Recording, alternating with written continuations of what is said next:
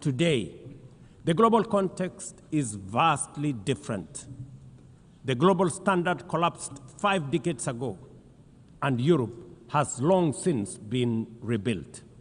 Yet, the governance of these institutions has not kept pace with needs of a multipolar world, especially the needs of poor and developing nations. The mismatch between shareholders and stakeholders has become starkly visible. Recent allocation of special drawing rights, 64% went to wealthy nations. Just imagine, 64%.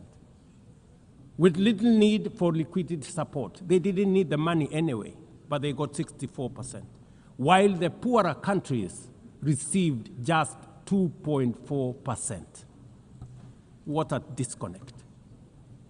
The imbalance highlights how the very institutions meant to safeguard global finance stability often perpetuate inequality and instability.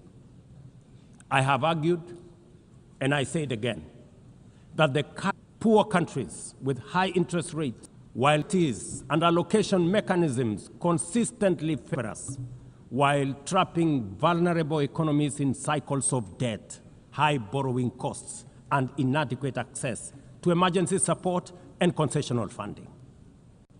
It is imperative to transform these institutions into genuinely independent, apolitical global bodies that their operations are aligned with their global mandate.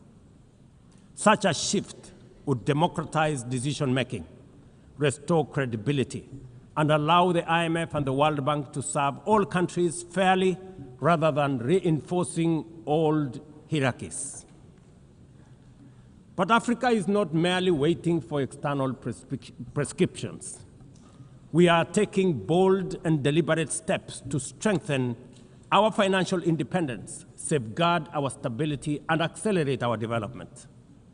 Kenya, for instance, fully endorses the establishment of the Alliance of African Multilateral Financial Institutions, launched with the Africa Union in February 2024.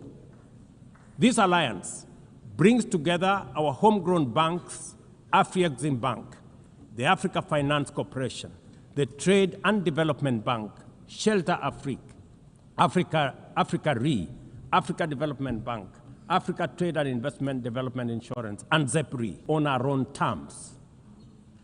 At the same time, currency and free our trade from dependence on foreign money. The Africa Money designed to mobilize resource needs agency, one that understands.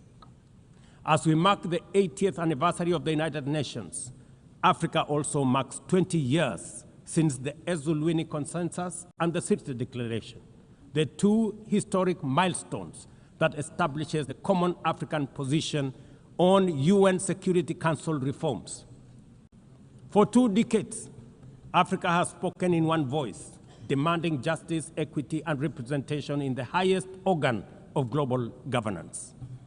This demand, however, continues to be ignored, deferred, or endlessly debated to the detriment of both Africa and the legitimacy of the United Nations itself.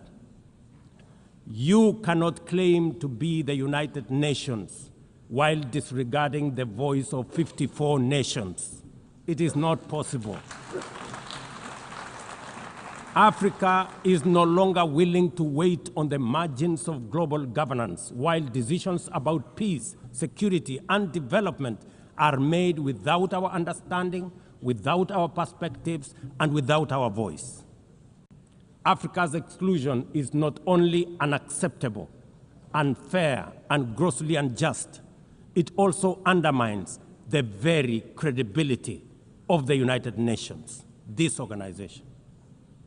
Africa dominates most of the Security Council agenda, provides some of the largest contingents of UN peacekeeping forces, and bears the heaviest costs of instability.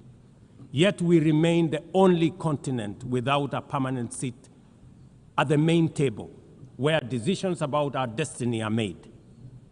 Africa deserves, ladies and gentlemen, at the very least, 2 permanent seats with full rights, including the right to veto, and 2 additional non-permanent seats on the United Nations Security Council. The world must understand that reforming the Security Council is not a favor to Africa or to anybody. It is a necessity for the United Nations' own survival. If the United Nations is to remain relevant in this century, it must reflect today's realities, not the post-war power arrangements of 1945.